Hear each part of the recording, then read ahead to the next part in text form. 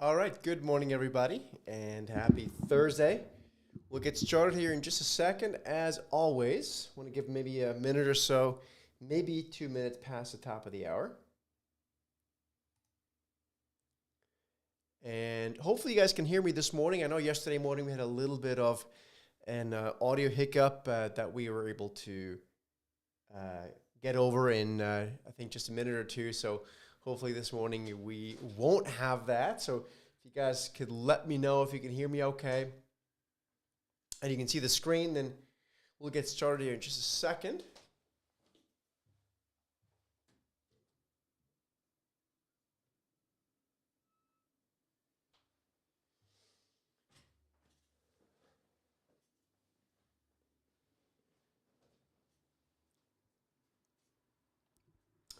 All right, I think this should be working fine.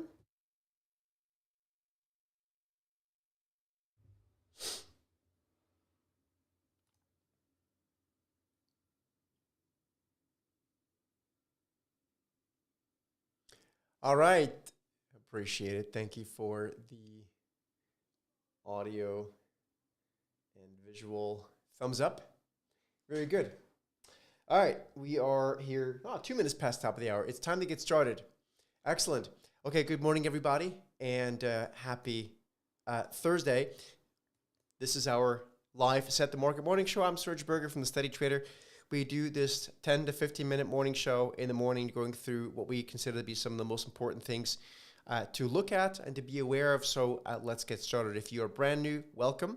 If you're returning as a loyal viewer, thanks for being here. Please make sure you subscribe to the channel. You give us a thumbs up like that really allows you to be able to be alerted in real time when we go live, and we do live analysis, of course, also helps us be able to continue to do this show.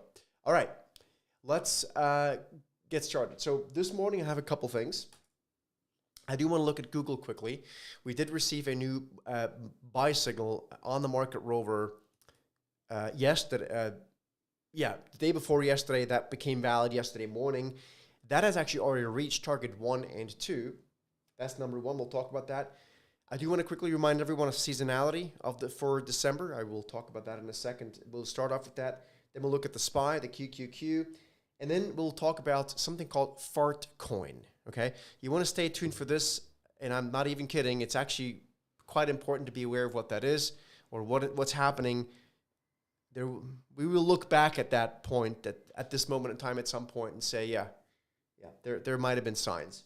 Okay, so let's start off with the little micro seasonality stuff. I know we've talked about this now for several days. In fact, for 1 week specifically. Let's continue to just reiterate what's going on here. Again, what we're looking at here, just a reminder, the white line is 30 years of seasonality for the S&P 500, the SPY, from October to the end of the year. That is represented by the white line, and the blue or purple line is basically the S&P 500 now. And you can see that we tend to see some sort of consolidation between now and the 20th of December. Of course, if one looks at the market yesterday, the S&P, one wouldn't believe that. And listen, again, when I say consolidation, that doesn't mean the market has to go down. We might just go sideways, right? That would qualify as well. So that's just as an FYI. I still think that's possible despite yesterday's rally. So FYI. Okay, enough of that. We've talked about that. If you guys have more questions, please let me know.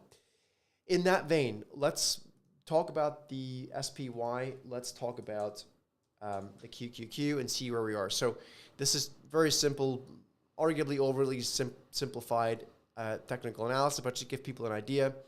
So we are, after yesterday's rally, basically more or less right back at all-time highs. Again, the seasonality part, this is very near-term kind of discussion, but the seasonality pattern here that I just showed you a second ago does point to this potentially not necessarily being a breakout right away, but that we might see some more back and forth here, maybe a touch lower again, maybe just sideways before we see that sort of year-end rally. So in this, and I can tell you this empirically, and this is maybe different this year, right? But historically speaking, what we're seeing here with the past number of days is quite normal. We had a down day on Monday, another down day on Tuesday, then yesterday's snapback, S&P up almost 80 basis points. The NASDAQ 100 blasting to all-time highs, with Apple and Microsoft participating. It's not abnormal to see this. The question is this the beginning of the Santa Claus rally, year-end rally? I think we have a little bit more to go in terms of sideways. I will be happy to be proven wrong on that, but that's my inclination. That's what I'm tending to think right now. The NASDAQ 100, as I just said before, that's pushing higher. So, again, we're splitting peas here, looking at this granularly. And also keep in mind, like, typically what tends to happen is everyone is excited about the Santa Claus rally, and typically that's not something that starts happening until just before Christmas. And people forget that they end up not really wanting to look at markets too much between like the 20th or 23rd of the year until the year end. So then the year end rally kind of bypasses people. So keep that in mind at that as well. Okay. So RJ is asking, why should we look at the SPY as opposed to RSP? The reason I'm looking at the SPY, and the RSP is much weaker, is because the SPY is where the momentum is. It's actually a terrific question. So the reason I want to look at SPY here, and this is purely from a trading perspective, right? The reason I'm looking at SPY here as opposed to RSP is because this is where the money is chasing, right? So RSP, as you correctly say, is corrected again once again yesterday. That's the equal weight S&P, but this is about chasing right now. We're in a year-end chart chasing environment. Underperforming fund managers are basically chasing. Again, that's very normal this time of year. So I want to look at the SPY rather than the RSP. Listen, I have my concerns about the market, but I'm not short. I'm still long the market from a trading perspective, even certainly from an investment perspective. But I really do want to be much more cautious once we start getting into the first quarter, not like on the first trading day of January, but at some point next year. So good question by RJ. But again, the reason we're looking at the S&P versus as opposed to equal weight is because it's about momentum here, right? Fund managers, I just had breakfast with a fund manager this morning, and they're completely in chart chasing mode. Equal weight or not, it doesn't matter one bit. They're chasing because they have to own things that go into their portfolio that they didn't own all year, or didn't own enough of. So that hopefully addresses that question. And again, it's actually a very good question. So thanks for asking that one, RJ. So that takes care of seasonality that we talked about. That takes care of the S&P and the Qs. Let's move on to Google and the market rover and kind of what we're seeing. So yesterday when we met here, we talked about quantum computing being the latest of the chart chasing rally, and that we talked about that this could go higher, right? Along with that, we mentioned that Google, which had printed a new buy signal on our market rover. That's our sort of dashboard for trading and investing, that it gave us a new buy signal. And you can see how the past buy signals worked, but this latest buy signal here very quickly yesterday, in fact, reached its profit targets 1 and 2. So we now know that the profit targets have been reached. So if I want to stay long Google, I can do that with a trailing stop, and I would reduce my position size. But targets 1 and 2 were reached very, very quickly yesterday, right after getting that buy signal 2 days ago. So I'm not going to chase the stock here personally. If I'm in it, I'm trailing it with a half a position or less. So that's kind of how I would trade this, because again, we're surely going to run out of runway here pretty quickly for the rest of the year. So that's that. The third or fourth thing I want to talk about is something, and I know this is going to sound a bit silly, but it's something called fart coin.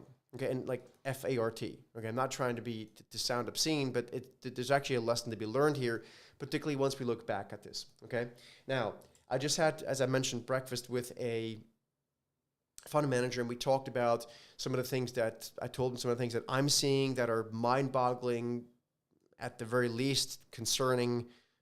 Would be the understatement of the century. We will look back at this point and we'll say, yep, this is probably something that will have been a sign. So I did a little bit of math here. Okay, this is something called fart coin. It's not. I don't think there's a real protocol behind this. I don't think it's a real project. It's just fun. A little bit like Dogecoin, right? But this thing called fart coin. So it's literally probably worth absolutely nothing. At least that's one would have to assume with a name like that. Having said that, this thing came to the market on October 21st. I did a little bit of number crunching here. I mean, this is like kindergarten math, but just so you know. So let's assume that on the around the early November, so whatever the 1st, 2nd, 3rd, whatever November, let's assume I bought 1,000 shares worth of fart coin. Okay, let's say I threw $1,000 at it because I said, hey, why not? So with $1,000, which would have cost me 2 cents per fart coin, I would have received 50,000 fart coins. Okay, and again, I can't even believe I'm saying this out loud, but it's factual. I'm not making this up. Okay, if I would have invested $1,000 in fart coin, which is worth nothing, it's a meme. If I would have invested $1,000 in early November, then I would have received 50,000 fart coins. Right now, here today, on Thursday, as of right now, roughly, it's worth 55 cents. Okay, or maybe 57 cents, actually, just a few minutes ago. So, essentially, if I would have invested $1,000 in early November, I would now have an investment profit of $27,500 buying fart coin. $1,000 worth of fart coin. I'm going to assume that 80% of you here right now just don't think, Serge, I don't give a shit. It made money, and that's fair enough. My point here, and that's actually true. My point, I would like to mark this here, and I'm hopefully, I think I can record this somehow. We will look back at this as something that to say there were signs, okay? Whether that's next year, maybe whether it's in March, whether it's the year after, I don't know. But we will look back at this and say, you know what? This was somewhat concerning. Always works this way. So just as an FYI, I don't know if, again, maybe no one cares. Maybe you guys have no opinions on this. But, any feedback, anything you have at all on anything we do here, please let us know. That's to say that's concerning is, again, the understatement of the century, at least as far as I'm concerned. Nevertheless, we live in an end-of-year chart-chasing rally. We need to respect that. I'm respecting it. In fact, this morning we're taking profits in a couple of positions. If you're an Inner Circle member, you're going to receive that trade alert in a minute. If you use the TSD Trender, just so you know, our BA profit has reached its target. Has reached its target. Okay. And just to be clear, RJ, it's not a stock, okay? It's a coin. That's even crazier, just to be very clear in what that actually is that I just mentioned before, all right? Not a stock. So if you're using the Trender, we had a nice buy signal that we offered as a trade alert in like a week and a half ago or something like that. It's now reached both profit targets, so you're going to receive that trade alert. Actually, I think that trade alert already went out. So anyway, so those are the top sort of 4 things we're watching here. I hope that this was helpful. Any feedback, as always, please let us know. If you have anything to say in terms of what you would like to see more of or less of or whatever, let us know. But also, very importantly, please subscribe to the channel. It allows you to be alerted in real time when we do these shows, because we're going to start doing a lot more of them later this year. In 2025, I should say, real-time analysis of the market, and of course, live new podcasting interviews with people. So